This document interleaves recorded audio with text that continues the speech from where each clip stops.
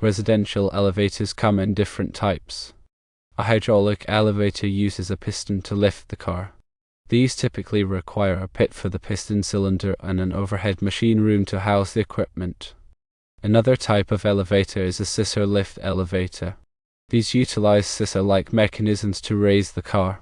Scissor lift elevators typically require less space than hydraulic elevators, and some designs don't need a pit. When planning for a residential elevator, especially in a duplex, there are several considerations.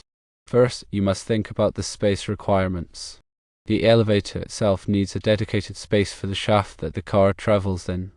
It also needs a machine room or pump room to house the drive mechanism, whether it's hydraulic or another type. Whether or not a pit is required depends on the type of elevator.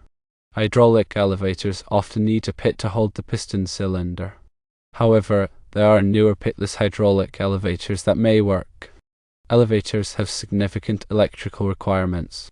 They need a dedicated circuit to operate safely and reliably, as they draw a considerable amount of power. All elevators require regular inspections and maintenance to ensure they continue operating safely and reliably. This will need to be factored into the cost. Residential elevators can be expensive to install and maintain.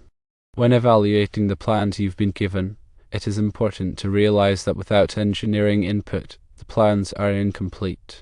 You will need to contact a qualified elevator contractor to determine the specific type of elevator that is suitable for the duplex.